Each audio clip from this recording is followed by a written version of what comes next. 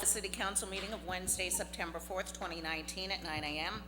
Mr. Winarski, Ms. Allen, Mrs. Arrington, Mr. Jones is absent. Mr. Kwiatkowski, Ms. Schaaf, Mr. Witherspoon. Please rise for a moment of silent meditation and Pledge of Allegiance. Mr. President, Yes. since Curtis isn't here, he always so eloquently asks us to remember everybody out there who is hurting, who has lost a loved one. And I'd also like us to just think about the Erie Seawolves player who died after the skateboarding accident. The ripple effects of that are being felt in many places.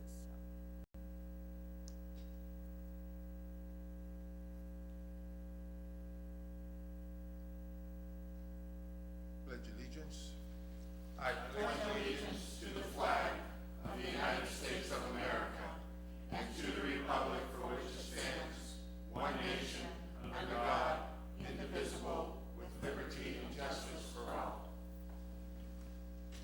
Approval of minutes from the City Council meeting of Wednesday, August 21st, 2019, and bills for payment on August 3rd and September 6th, 2019.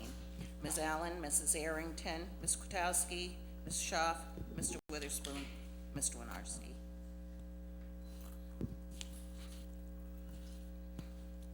Brings us to repository sales. Do we have anybody here this morning regarding a repository? Please step forward.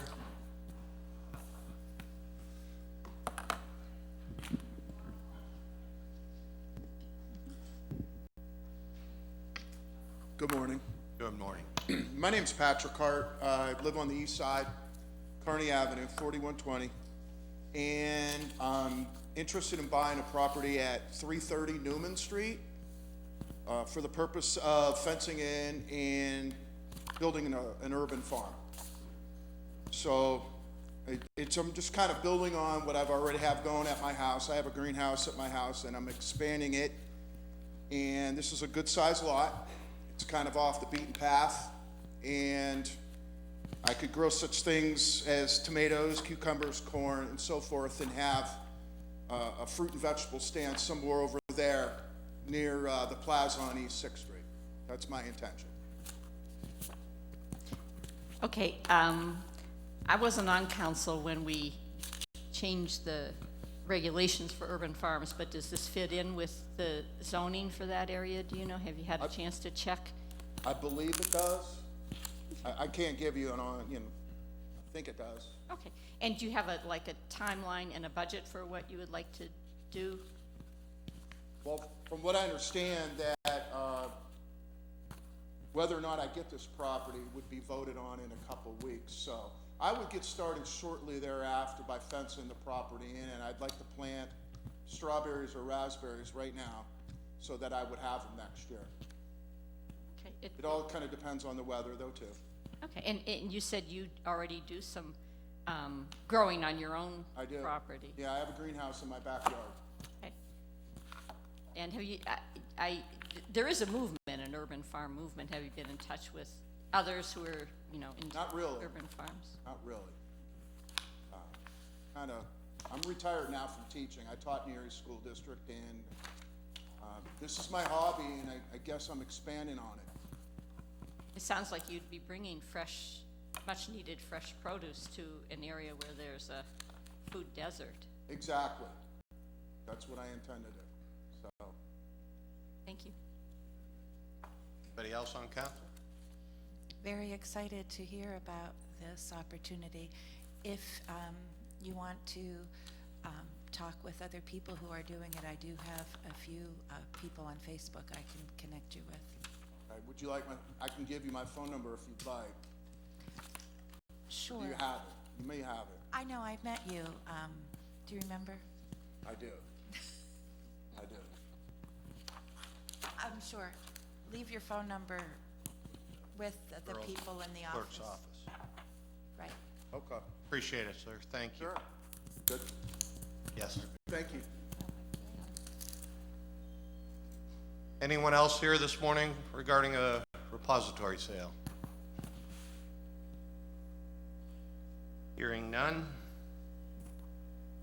Rose, I believe that brings us to citizens to be heard. Yes, we have one person signed in today. Looks like a Jim Sutter. Is he here today? Salter. Salter? Thank you for the opportunity to address council on a matter that's been recurring. And I have an idea I'd like to propose whereby maybe we can preclude this from happening again. It has to do with the city sewer backing up again into my basement the evening of August 3rd, which was a Sunday, and it wasn't at a good time, close to midnight. I'd like to, by way of background, I have prepared letters and distributed them by hand to Mr. Muldahill, which contains my recommendation, among other things. According to the city sewer personnel, the problem that I realized was in fact determined to be due to blockage within the sanitary sewer main. Upon notice to the city of the problem of my location, 128 Andrews Park Boulevard in Erie, the city dispatched a crew and maintenance was performed to clear the blockage, which alleviated the problem, the latest problem. The first one occurred on August 9th, 2009. I can remember that date because it was our wedding weekend, and we had house guests, and I had raw sewage in the basement. Well, since that time, I've had two variants. I am a degreed civil engineer. We've had two variants of backflow devices installed in the house main sewer line. Neither one of them worked. I had the opportunity after this most recent, which happened to be August 3rd of this year, to meet with a couple of plumbers and the city engineer in sewers. I speak the same language as he does. And I made the determination based on past experience that there is no such thing as a backflow preventer. They don't work. The reason they don't work is that sewage is not all fluid. Sewage contains dirt, chunks of things and stuff, and that usually renders the little valve in a backflow preventer, prevents it from sealing against the backflow, so you end up with, at the worst case, the liquid portion of the sewage in your basement. Now, I wish to tell you that I have provided copies of a letter, which I'm paraphrasing from, to Mr. Masala, Citizen Relations, Kathy Schaaf, who I was told was City Council liaison to the sewer department. Subsequently, I learned that may be incorrect, but if that representative is here, the reason you didn't get a letter was because I didn't know who you were.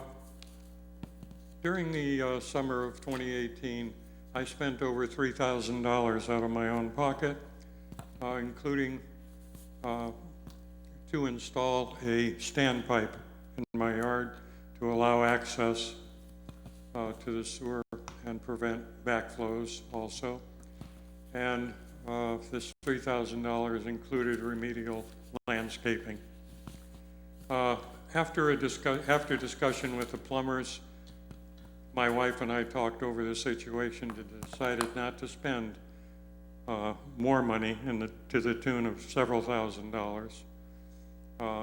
The phrase definition of insanity came up a couple of times during our discussion, and I'm not a voice crying in the wilderness. I bring you good news. I think I have a way to preclude this from happening again. The only way it can be precluded, I believe, is for a proactive program which wouldn't cost the city a great deal more and certainly would be agreed to by a large number of homeowners. My street, Andrews Park Boulevard, has been plagued by this issue. Homeowners to the north and south of me on my side of the street, the west side, are on board with this, people I talk to. The main reason I'm here is to propose this apparently simple solution to the problem, and that is to request that the Public Works Sewer Department identify, if they haven't already done so, and list those problem areas to include my 128 Andrews Park Boulevard, existing within the city, that exhibit a higher than average incidence of main sanitary flow problems, specifically basement incursions of raw sewage. These areas could then be scheduled for a biannual visual inspection to ascertain if any conditions of flow may require a prioritized immediate remediation to proactively limit future property damage and also limit a great deal of overtime, probably, to city sewer crews. Thank you. Mr. Salter, your time is up. Yes, thank you very much for the opportunity to address council. If you could also get council a copy of the letter that was sent.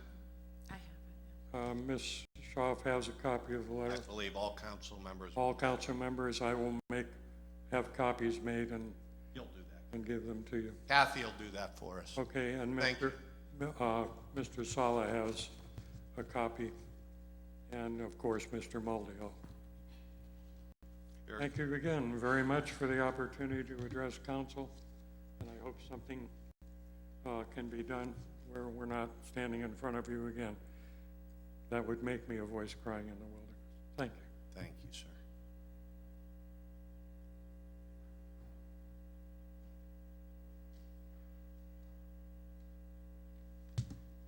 Hi, my name is Jessica Ball, and I live at 747 East 22nd Street.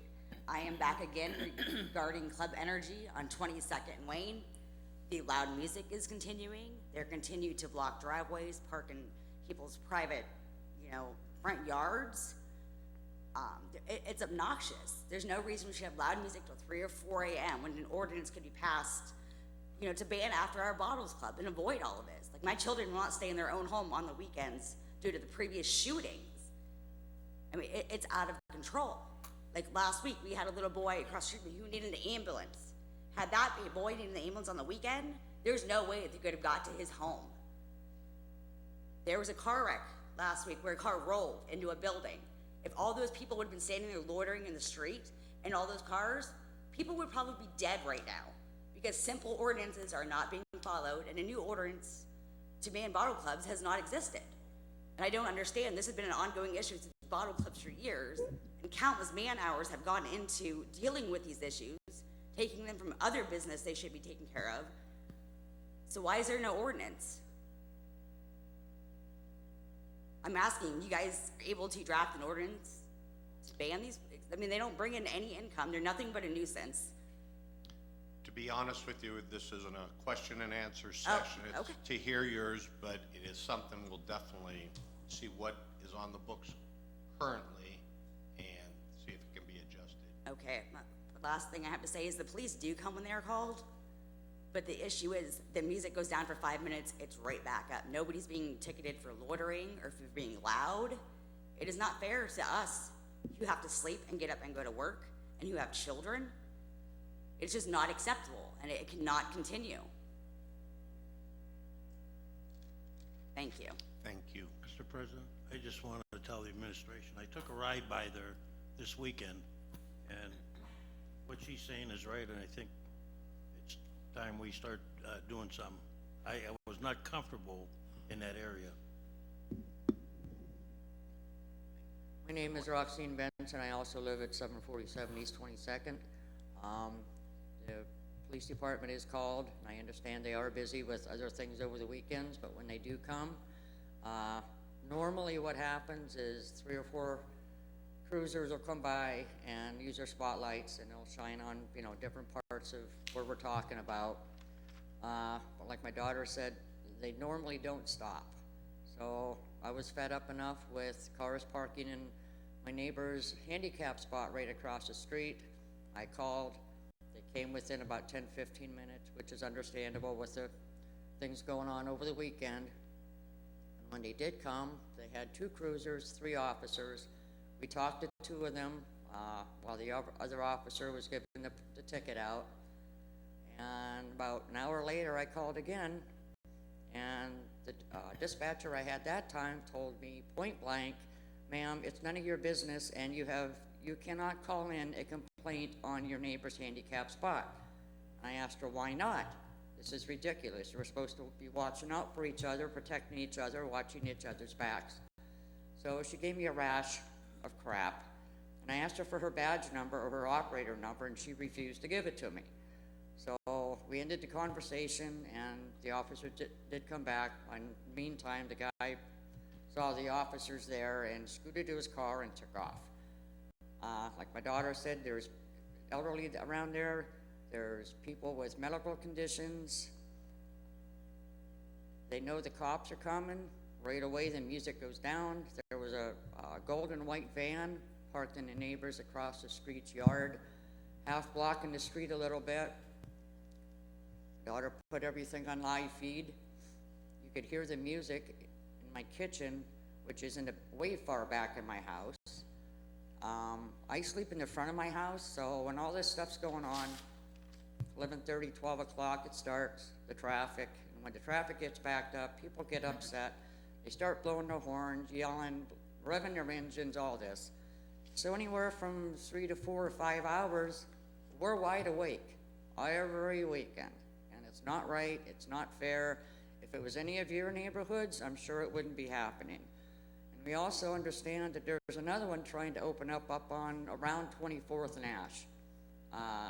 So the officers will be called out a lot more, because I'm sure the neighbors up there aren't gonna put up with the crap we do. Like I said, years ago, when it was a Cat's Lair, it got shut down. There was another bar after that, shut down. Just last year, it was called Phoenix or something. That eventually was not shut down. They relayed ownership or something to this other party that has it now, and it's the same.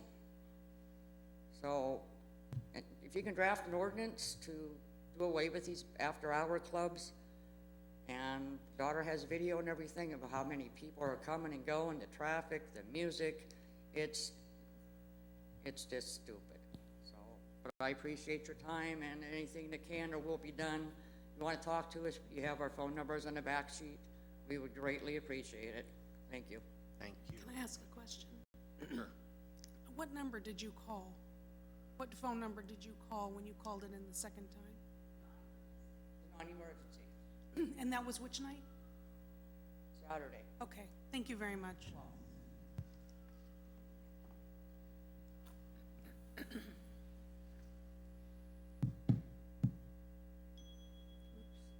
Sorry about that. My name's Freda Tepfer. I live at 1738 West 23rd Street in Erie.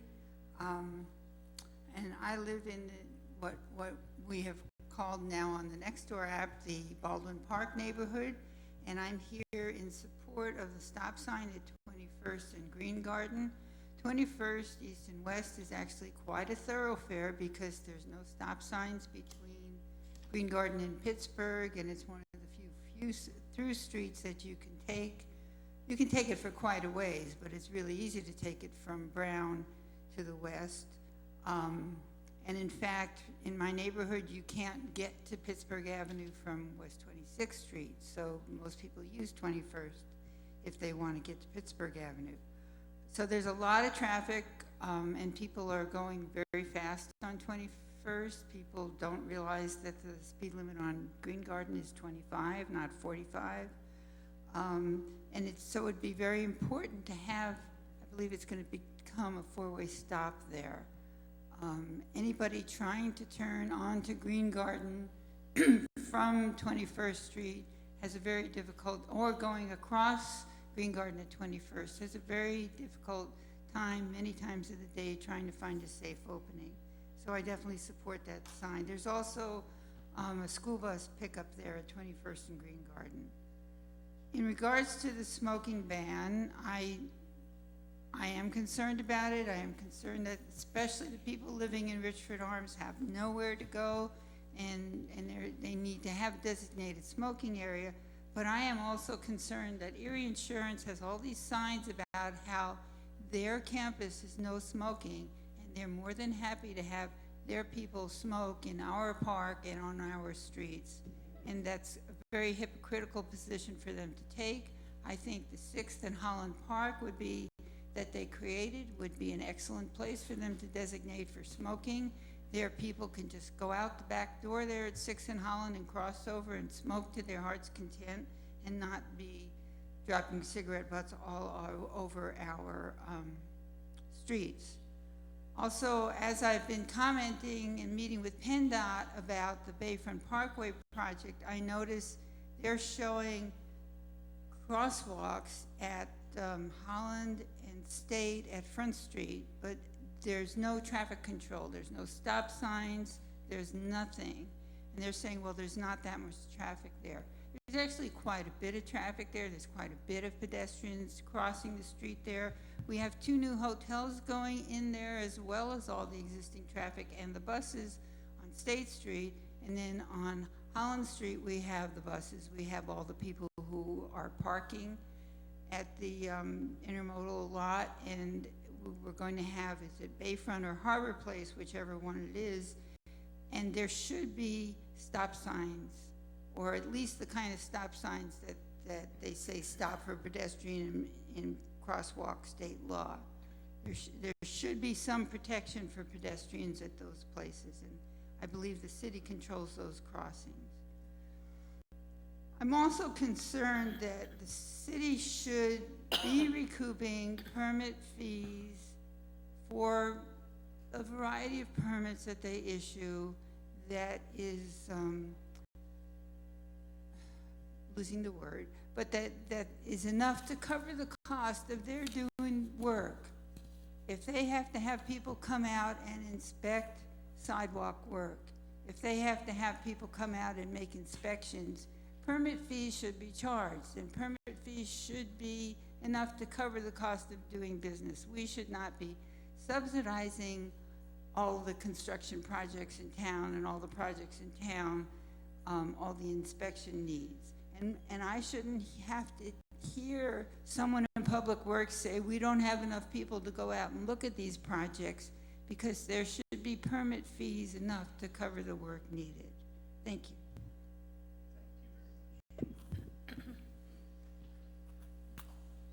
Good morning. Morning, Elspeth Cayley, 1232 West 11th. Some of you might recognize that block. I live 2 houses away from that horrible fire that happened about a month ago that killed 5 little kids. I see that the city's reacting to that tragedy by looking at like the inspection processes and all that for daycares, and that's good, but I implore you guys to be more proactive to prevent those kinds of things from happening in the future. From my own experience renting from Bowers or from Palermo's and larger rental companies that just have too many properties to take well enough care of. The inspection process, when they come in to do the inspection, I had mine like 2 weeks ago, and the only thing he looks for is smoke detectors, and that's great, but when you live on a 2nd floor with a small child, I've been told in the past by the guy who did the inspection of an old apartment, just throw your 4-year-old child out the 2nd floor window, he'll be fine. So there is no requirement for an egress. So if you live on the 2nd floor and you only have one way in and out, that's it, you know what I mean? So that is like a potential hazard. So I'd like the inspection process to be looked at more heavily, because I think there's a lot of problems. I've lived in a lot of places where there are electrical issues, other issues that can be a real hazard, and they're not taking a look at any of those things. They're, very limited to what they look at. We just went through the lengthy LERTA process. The city was offered many ways to help alleviate the poverty of non-property owning residents. In a time when the state is drastically underfunding our schools, we're relying heavily on property taxes to hope our children get what they need. it was said that doing for the poor through LERTA would be legislating morality, but now we're discussing and contemplating doing just that with the smoking and drinking ban. So you guys have a choice once again to impact poor folks, people who don't have the luxury of their own yards, like Freda said. You know, the parks downtown are some of the only places they have for green space, the only places they have to go to spend any hours of enjoyment. So please consider who's being helped by these three things that I've mentioned and who's being harmed. And I'd ask you all to vote your morality. Thank you. Thank you.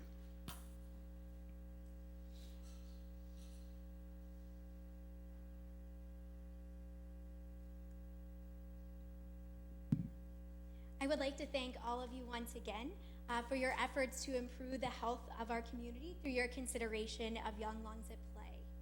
Our most current data, I'm sorry, I did not Can I say my please? name. Thank you very Nikki Knopfsnyder, Erie County Department of Health, 606 West 2nd Street. Thank you. Sure. I wanted to update you. Our most current data shows that we now have 1,088 Pennsylvania municipalities, organizations, and school districts that have created tobacco-free policies and joined the Young Lungs at Play program, located in all 67 Pennsylvania counties. In Erie County alone, looking only at municipalities, we currently have 7 municipalities who have already created 100% tobacco-free parks, and 46 municipalities in the Northwest PA region who have done the same. Secondhand smoke contains over 7,000 chemicals, with more than 250 of them known to be toxic or carcinogenic. The EPA classifies secondhand smoke as a Class A carcinogen, and I want to emphasize the Surgeon General reports there is no safe level of secondhand smoke exposure. Even brief exposures can be harmful. Secondhand smoke has immediate adverse impacts on the cardiovascular system, which increases the risk of heart attack and can cause coronary heart disease and stroke. Nearly 50,000 non-smokers die each year from heart disease, stroke, and lung cancer attributed to secondhand smoke exposure. Secondhand smoke exposure causes over 1 million illnesses in children each year.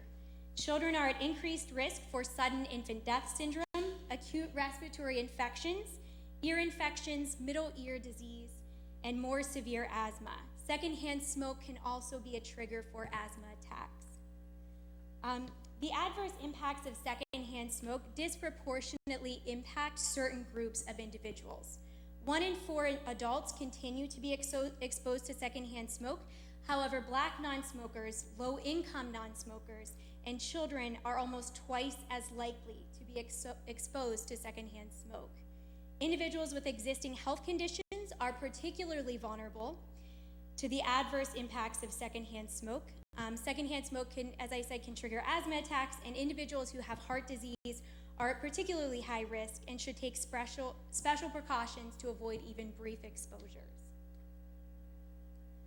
There is indisputable evidence that implementing 100% smoke-free environments is the only way to fully protect our community from secondhand smoke exposure.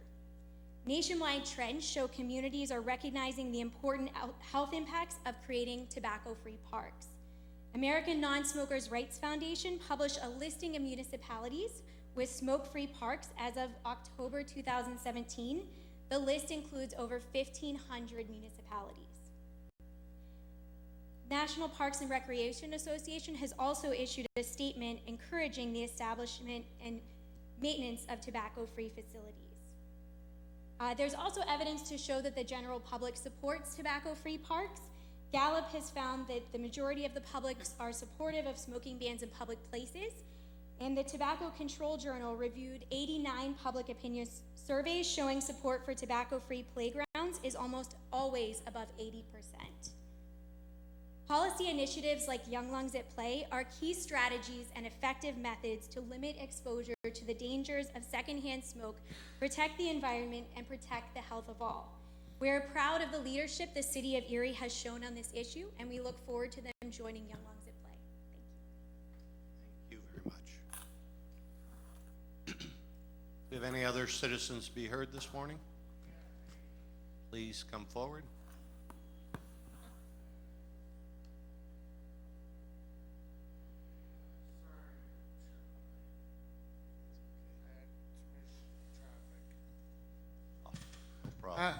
Hi, my name is Patrick, and I live in the community.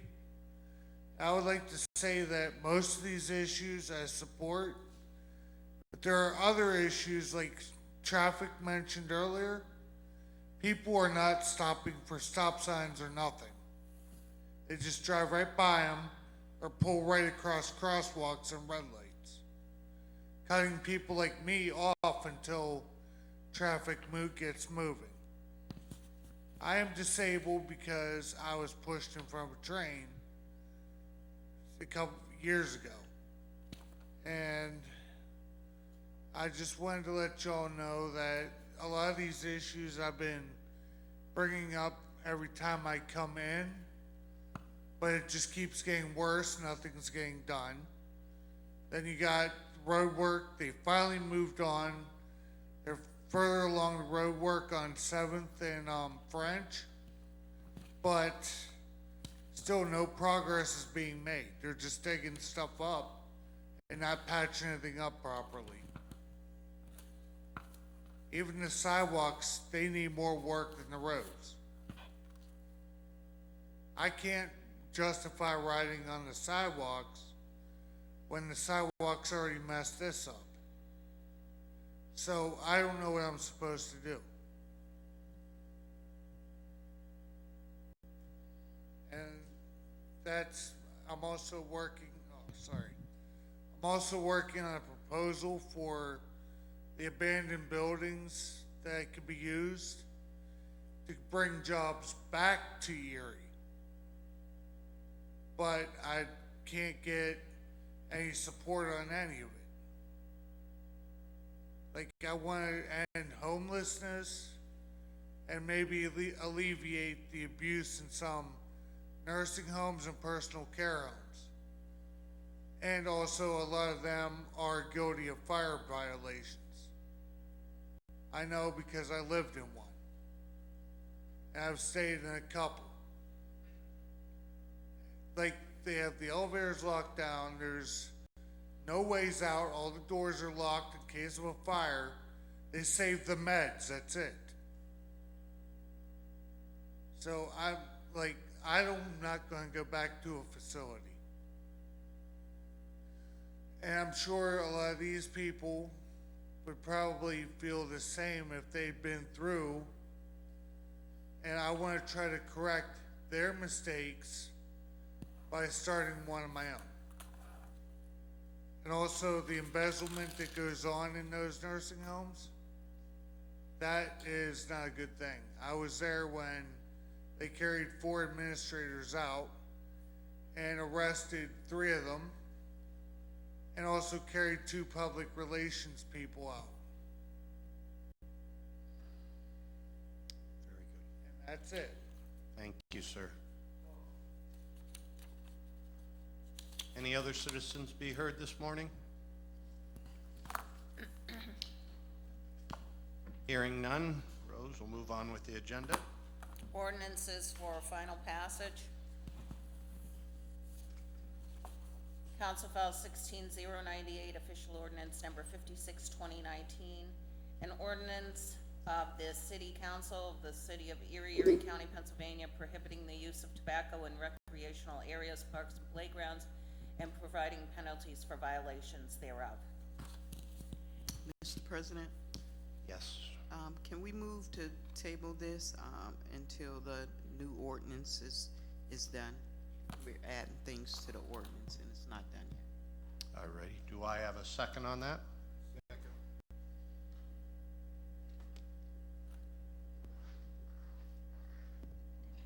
Are we allowed to ask a question? We can have discussion, sure. Okay. I guess I'm confused. I thought that we were ready to go forward on this.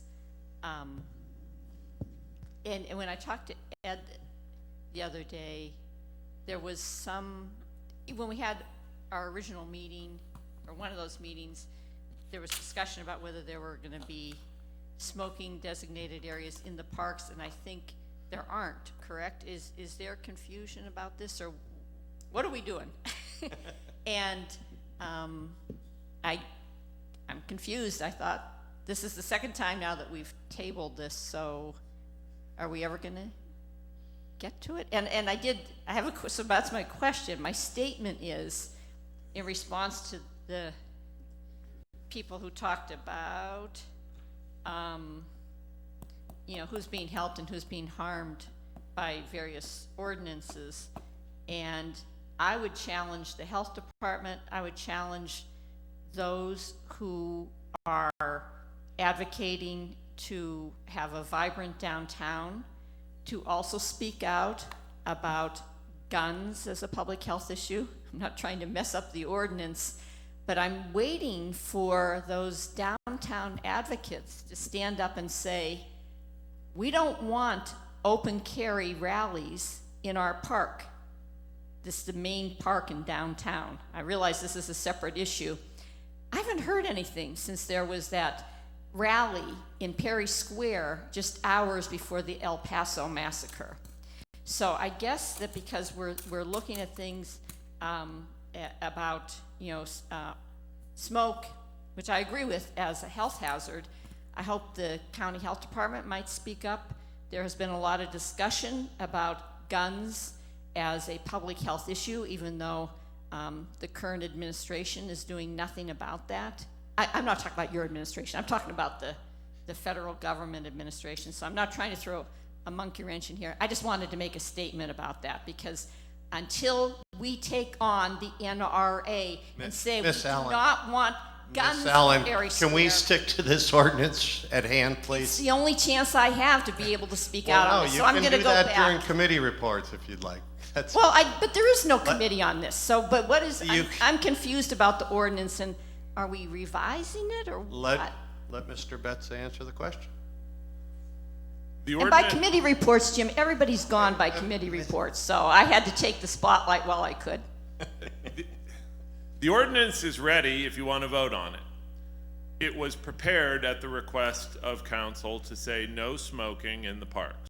So that's exactly what it said. That's exactly how it's drafted. But then there became several concerns raised by council members. They're of all different areas. Some had proposed that we have a trial period where we only have certain parks with no smoking, but not have no smoking in all parks. We also had a request to have smoking areas identified in the ordinance. That became revised to, well, let's not have it in the ordinance, but let's have it identified specifically where the smoking areas are. There was also a request to expand it from the parks to also include the streets. When we close the streets for public events, we would also have no smoking in the streets. I've met with several groups of council members, with the mayor discussing this issue. I've also received several emails from council members. And so I was trying to address all of the concerns. I can't satisfy everybody's request.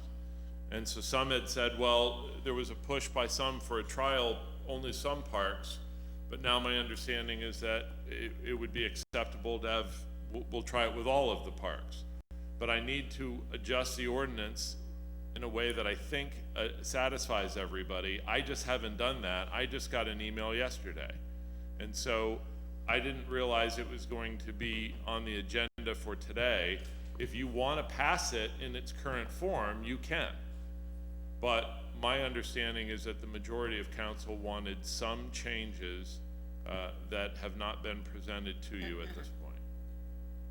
Mr. President? Yes. Mr. Betts, as you craft this ordinance with the changes, you will keep us, you will send us some drafts of it? Yes. So if we have any problems, we can call you, right?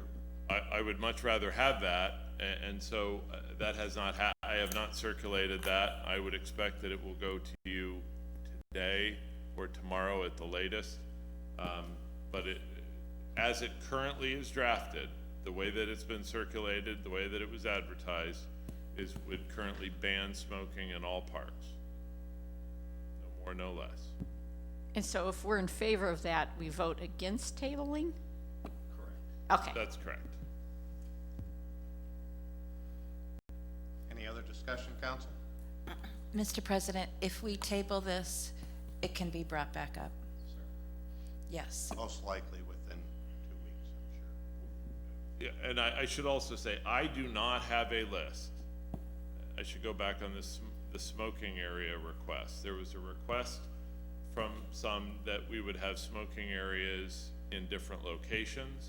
Some had talked about smoking areas in each park or in the immediate vicinity of each park. There was talk of having public smoking areas versus private smoking areas. We got into that discussion. Gannon and Erie Insurance are working towards having smoking areas in the downtown area. And there was more than one request to have a list of the smoking areas that have been identified. I do not have that list. So I think there was an email that was circulated, but when I send an email of the ordinance that I would revise will not talk about, or will not list the smoking areas, but I will also not be sending you, unless I get it somehow, a list of the smoking areas that have been identified throughout the city. I do not know them. So, Mr. Betza, in your opinion, it's not quite tweaked the way it could be? The beauty of my job is I don't decide that. There is a version out there. If you like it, then it's perfect. If you want to change it, then it is not tweaked yet. Renee, do you have any comment? I would not recommend listing the designated areas because those have been designated. There's one designated smoking area that we're designating. The rest are all done by private entities. So if they decide to change where those designated smoking areas are, we've enumerated them in an ordinance. So I would not recommend doing that. We also have to pay for those designated smoking area signs, whereas the Young Lungs at Play signs, which would cover all the parks, are free through the county health department and the state. So I would not necessarily, what we're telling people is you cannot smoke in the parks. We would be using taxpayer funds to provide designated smoking areas to people, and I don't know that that's a good idea. I think people can smoke outside of the parks, is what we're saying. So, as far as I'm concerned, I think the ordinance is fine as is, but again, you know, as Ed has said, that's up to you guys, so. Of course, we use taxpayer funds to enforce this also, just so people understand that also, right? With the police, or, like I said, it seems like there's too many questions, or everything isn't defined as to everybody on council's flavor, but it's, we're voting first to table it, Rose? Yes. Are you ready? Sure. Okay, motion to table by Mrs. Arrington, second by Mr. Witherspoon. Ms. Allen? No. Mrs. Arrington? Mr. Kwiatkowski? Mrs. Shaw? Mr. Witherspoon? Mr. Winarski?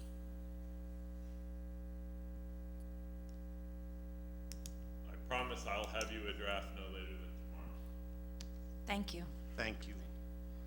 Okay, motion to table will adopt 3-2.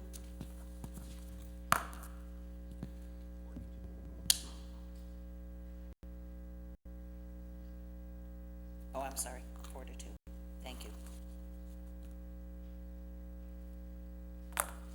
Council File 16118, official ordinance number 57, 2019. An ordinance appropriating the sum of $81,709 from unappropriated and anticipated revenue and providing for the expenditure thereof, PCCD, PSN, Western District. By Mr. Kwiatkowski, second by Mr. Witherspoon, the council file ordinance bill number 16118, now known as official file ordinance number 57, 2019, be finally passed by the city council. Ms. Allen, Mrs. Arrington, Mr. Kwiatkowski, Ms. Schaaf, Mr. Witherspoon, Mr. Winarski. City Council passed official file ordinance number 57, 2019, finally by a 6-0.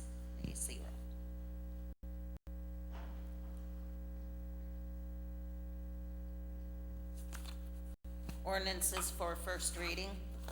Council file number 16119, an ordinance amending ordinance number 26-1958, the traffic code of the city of Erie by the installation of a stop sign at one intersection, West 21st and Green Garden Boulevard, stopping on Green Garden Boulevard. By Mr. Witherspoon, second by Ms. Schaaf. The council file ordinance number 16119, having been read, is hereby adopted on first reading by the city council. Ms. Allen, Mrs. Arrington, Mr. Kwiatkowski, Ms. Schaaf, Mr. Witherspoon, Mr. Winarski. City council read and adopt council file ordinance number 16119 by yeas 6, nays 0 on first reading.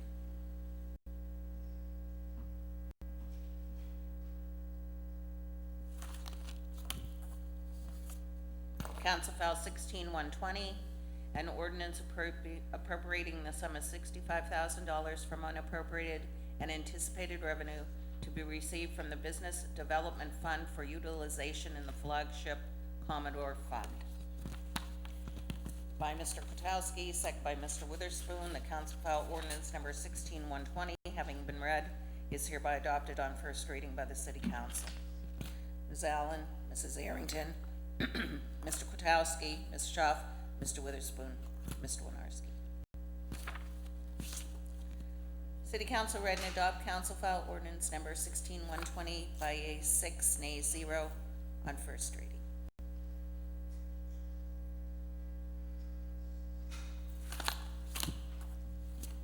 Council file 16121, an ordinance appropriating the sum of $170,000 from unappropriated and anticipated revenue to provide for the expenditure thereof for the construction phase of City of Erie milling and asphalt resurfacing, federal aid, local route Zimmerman Road, through PennDOT agreement R190100003. By Mr. Witherspoon, second by Ms. Schaaf, that council file ordinance number 16121, having been read, is hereby adopted on first reading by the city council. Ms. Allen, Mrs. Arrington, Ms. Kwiatkowski, Mrs. Schaaf, Mr. Witherspoon, Mr. Winarski. City council read and adopt council file ordinance number 16121 by yeas 6, nays 0 on first reading.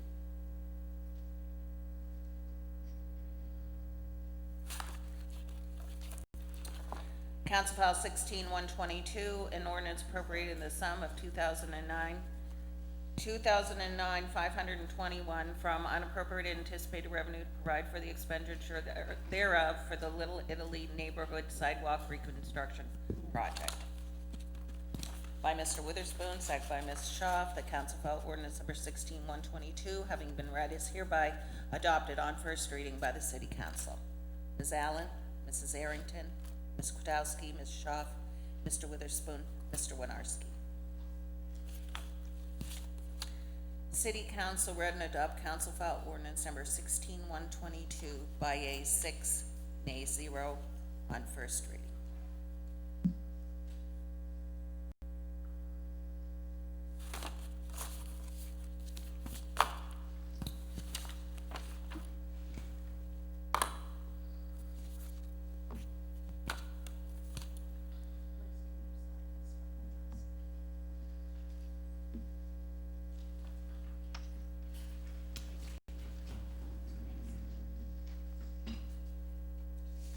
That'll take us to new business, Mr. President.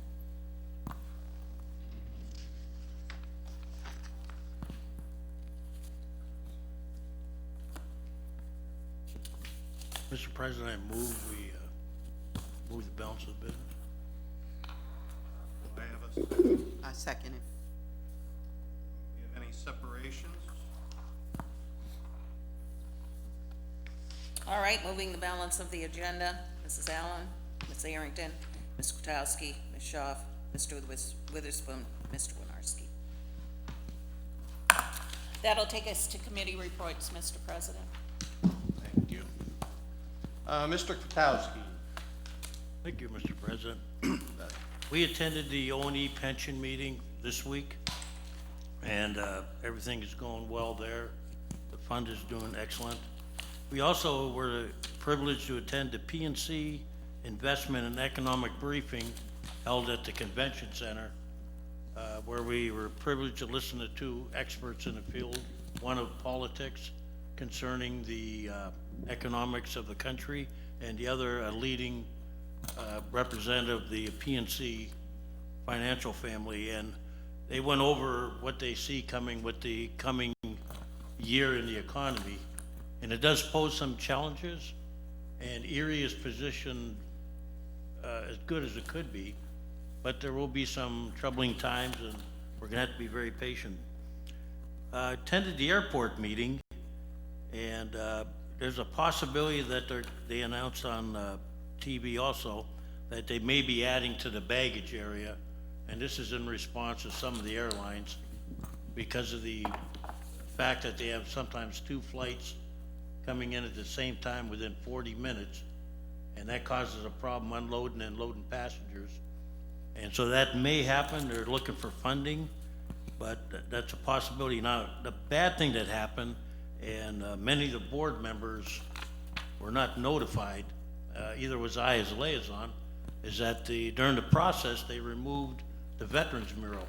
And now, if anybody out there in the community has an idea, I know I'm looking for a few places to put it. The pictures belong to the people, but it would be nice to keep the mural and the pictures intact. I don't know why the board members weren't notified or the liaison, but that seems to be a real problem in government lately. But that came as a surprise to everybody. So if anybody knows a location, this is a pretty good sized mural. It really belongs out at the airport because it's dedicated to people involved in with airplanes and the aircraft. Also, I talked to them about, I mentioned that they expanded the restaurant and changed it. So now you have to go through the secure area to actually access the best of it. The general public has, I think, a vending machine, or I haven't seen it yet, but I talked to the director, Martin. If anybody's interested, I will have Lori call you about some times. He said it will be possible if we come out as a group. He can make some, he can show us the new changes, because we have to go through security and all that. I told him it was nice that they had the event out there at the chamber, but not everybody, reads their social media, and not everybody gets that mailing. Council should have been personally invited. And so I think if anybody's interested, I'll talk to Lori tomorrow, or one of the girls in the office, and we'll set up some time so we can all get there. And lastly, I've seen these people that come here every week about the club and the shootings. I toured that area. I made it my personal point to drive around there. And I gotta tell you, I'd be very uncomfortable with what I saw on the weekend. And it's not a pleasant situation. Now, I take the chief and the administration at their word, but we gotta show the people something. I dealt with a gentleman that had a similar problem in his neighborhood for 2.5, almost 3 years before, and it took leverage from a state representative to get something done. Nobody in this town should have bullet holes on the side of their house. That's unacceptable. I don't care where you live. It's unacceptable. And when you go by and you see things that you shouldn't see on a weekend, somebody here is not watching. I mean, we had a club that was supposed to open last week, clearly advertised on social media, I was told. I don't read it, but somebody showed me and here we go. Nobody bothered to see if the county issued a food certificate. No one saw to whether it went through the process of seeing if it was zoned properly, nor were there any permits for any changes that may have been done. I don't know how this happens. I really don't, but it seems to happen a lot. Now, that's the second one, not the one that the ladies were talking about. That's the second one that she's talking about that's pretty close to the Holy Trinity Club. Now, I'll talk to the administration. There's a third one that's going to be a problem. Now, if I can see it, how come nobody's seeing it? I'm not paid to drive around the city, and I see these things. But we gotta start leaning on people. I don't care, you can call it whatever you want, but we can't allow these things to get set, situated, running, and then we gotta try to close them. They should never even open from the start. How nobody sees it when people are clearly telling you this is beyond me. I'm appalled. If I was living in that neighborhood, I think I'd be making tracks to someplace else. I really would. I would not put my kids through any possibility of gunfire or anything like that. And I seen the gunfire at this one guy's house. 3 years it took us. And he was volunteering his tapes and everything. That's unacceptable. I'm sorry. I don't care what you put on it, but these people should not have to come back here. You know, it's illegal. It shouldn't have been open. If there's any doubt, we should be looking at it. We should be leaning on them and doing whatever we can to make it uncomfortable. I do hope somebody's working on it, because I get tired of hearing, and they call me. I got a call this week, and Kathy got the same call. You know what I'm talking about. So, I mean, if we're hearing it, you gotta be hearing it.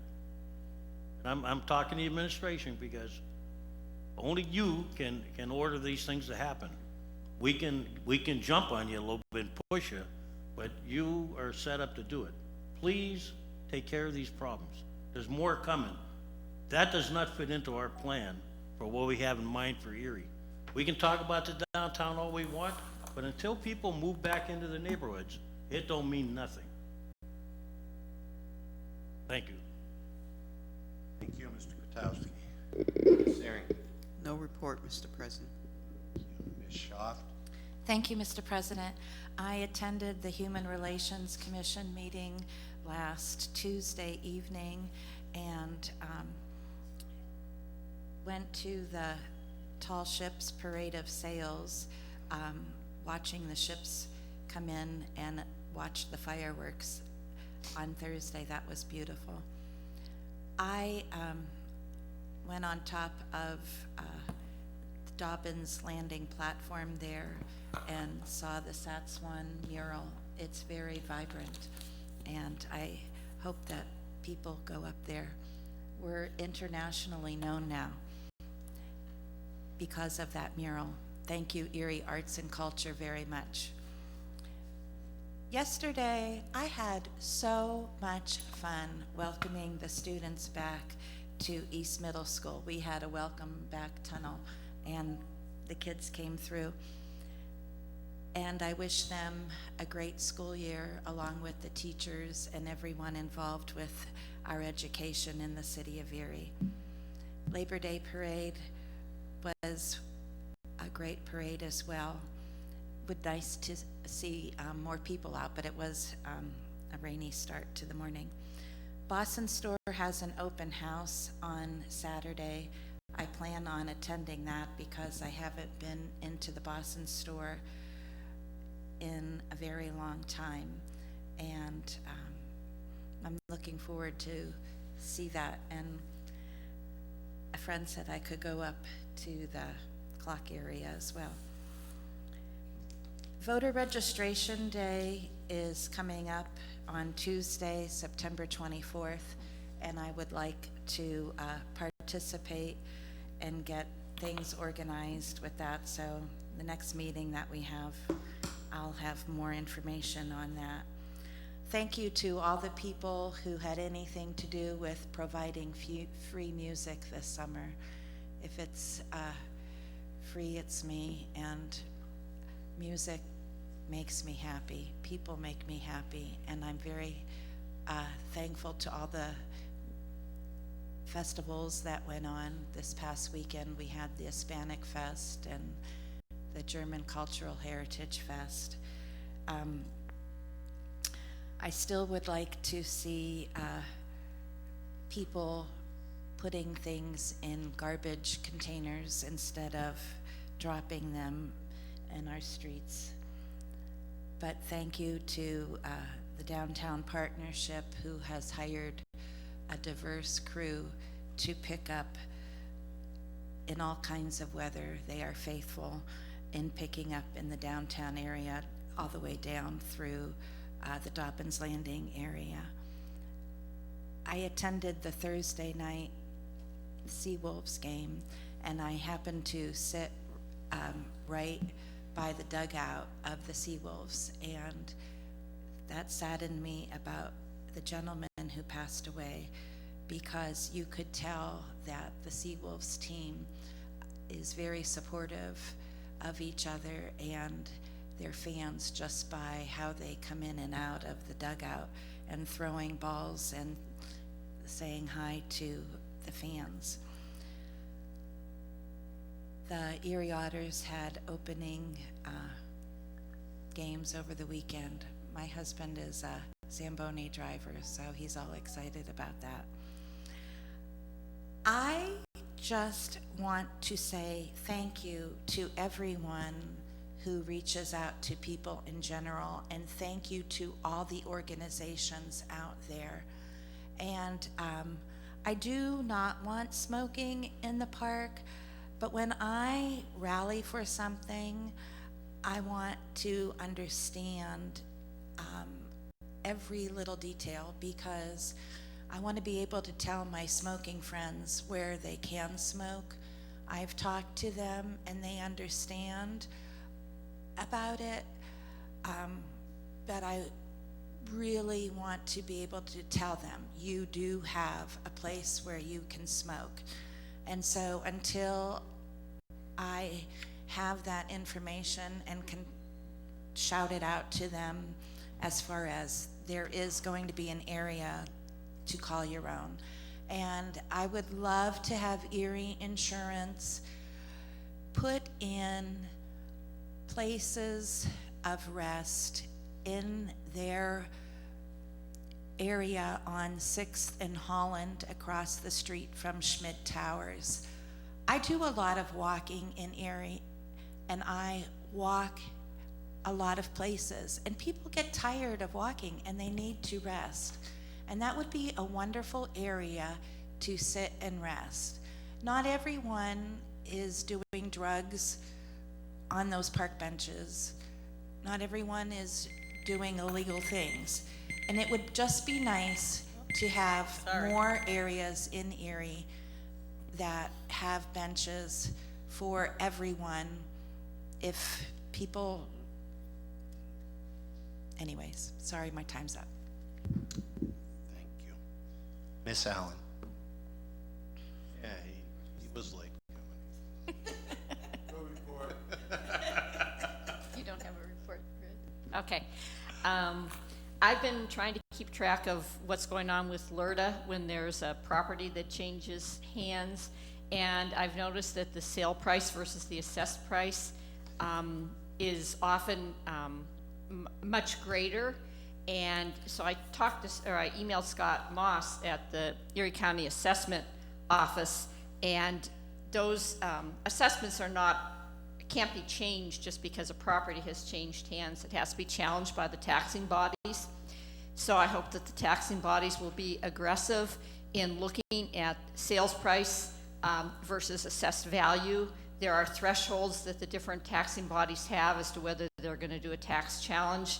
But when you see something has been sold at, I think, nearly twice what the assessed value is, the reason we have to keep track of this is because they are not going to be paying property taxes on the improvements for 10 years, but they should be paying property taxes on what the property should be accurately assessed at. I also think that people in the city should be paying attention. There was a really good story in the paper, was it yesterday, about sewer capacity in Summit Township. That will impact at some point possibly the wastewater treatment plant. But I also noticed that one of the developers mentioned in the story was talking about wanting to do some type of development in Summit Township and could be limited by the sewer capacity there. And I thought it was interesting because this is one of the developers who spoke at the public hearing at Hurt Auditorium about the need for the city of Erie to offer tax abatements, and now he's talking about developing in Summit Township. So just keep that in mind. We have to find out where those developers who stood there and said, many of whom don't live in the city of Erie, said, we need this tax abatement, and now they're gonna develop somewhere else.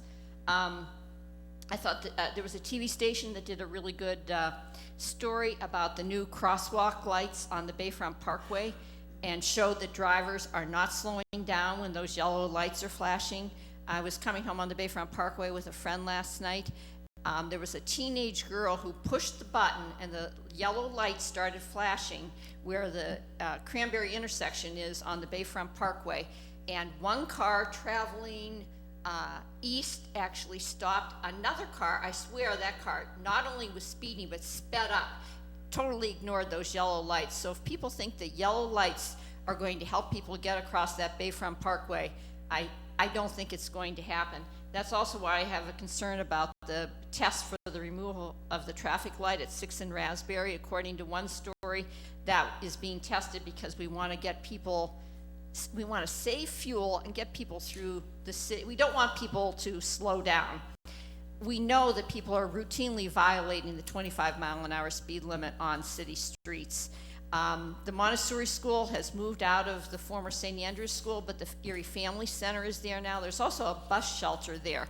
I was riding my bike home and I saw a grandmother with 2 kids trying to cross the street because she was going to take the bus to go to the grocery store, and then the kids had to run back across the street.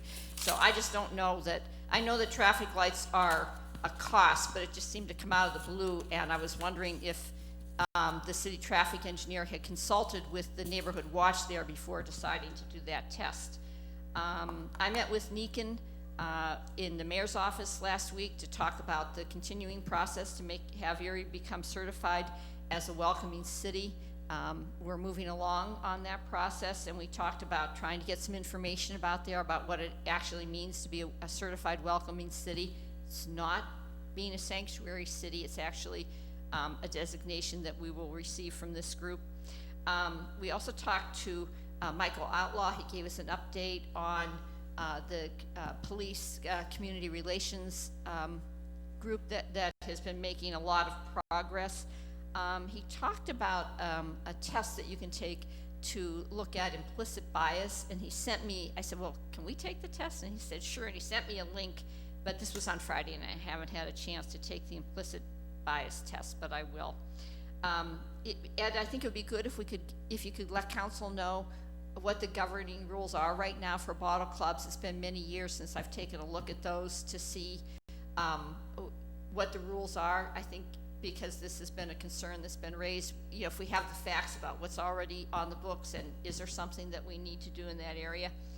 And one last thing, you know, Kathy was talking about, when you were talking about keeping things clean, right? I was riding my bike over 6th Street last week, and I saw somebody actually throw a plastic bottle out of the car onto the boulevard at Liberty Park. I also met a woman at the Hispanic Festival who begged the city for garbage cans in her East Side neighborhood, and she's, especially McKinley Park, she said she would personally empty the garbage cans if we would put them there. So this whole litter issue is something that we need to continually be looking at and see how can we make our neighborhoods and look nicer. And I'm not giving up on my no guns in Perry Square mission. That's a public health issue.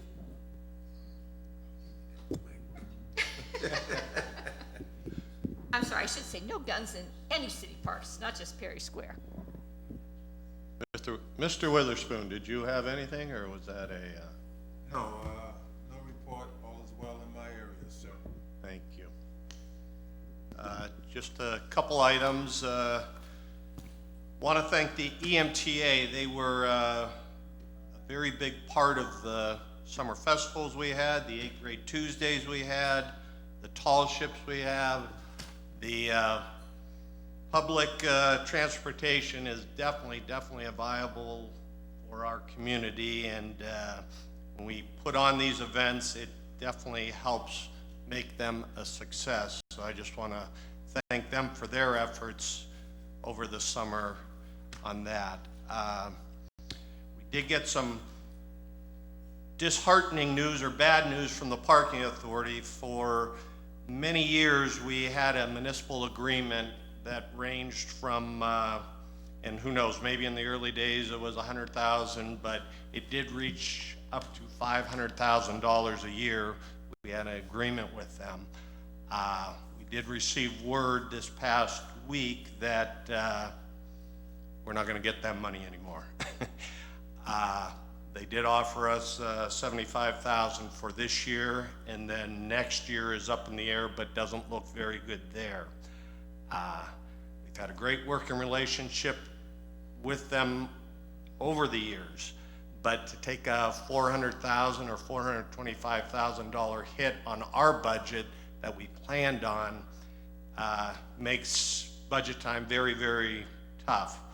I did ask our solicitor, as I'll ask him again here in public, we want to review the ordinances we do have with the parking authority as a council and as a city and see where we're at or what negotiations we can come into here, because it is a give and take. Like I said, we got to work together to make, the city needs the parking, and we need somebody good to run the parking authority, but it has to be beneficial for both parties. One other thing, may have been coincidental on my way to council meeting this morning, a lawn I've been watching for over a few weeks now was getting mowed this morning around 7:45, 8 o'clock. So I just want to thank the Public Works for finally taking care of that particular lawn. It's been a vacant house for a couple of years now. A bank does own it. I know there's a process, but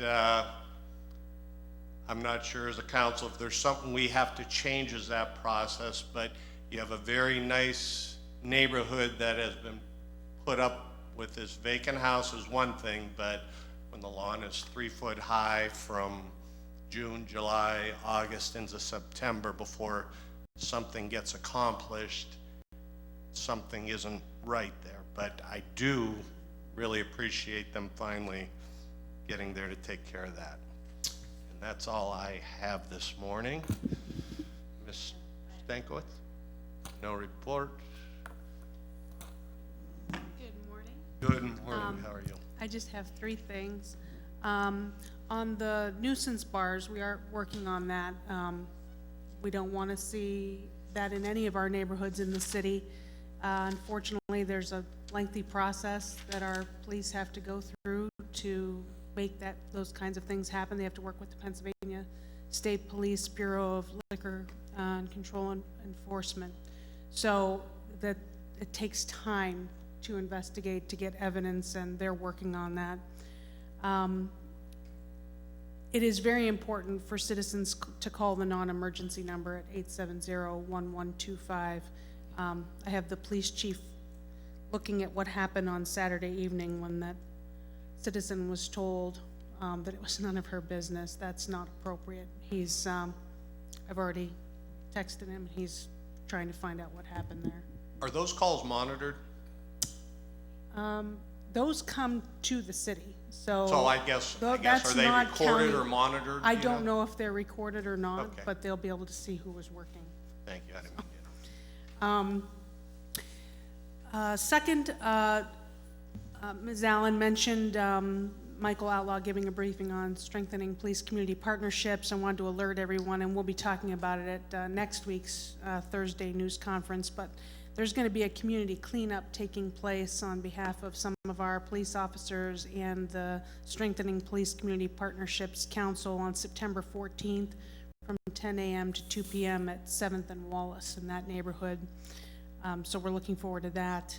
And then finally, Councilwoman Schaaf touched on the different festivals that have been taking place. Last weekend we had the German and Hispanic festivals, and soon we have the Mid-Year Irish Festival coming up. I think, all the cultural festivals that happen in Erie throughout the summer are a wonderful opportunity for us to gather as neighbors and get to know the different cultures that we have in our community. That diversity really does make us stronger, and everybody coming together it's a great way to celebrate our community. So, thank you. Thank you, Renee. I have nothing. Rose, you have anything this morning? I just wanted to say that Lori's mom had surgery this morning, and it was a great success, and she's already feeling better, so yay for Lori's mom. Best wishes to her. We'll close our meeting. City Council adjourns at 10:23. Mr. Winarski, Ms. Allen, Mrs. Arrington, Mr. Kwiatkowski, Ms. Schaaf, Mr. Witherspoon.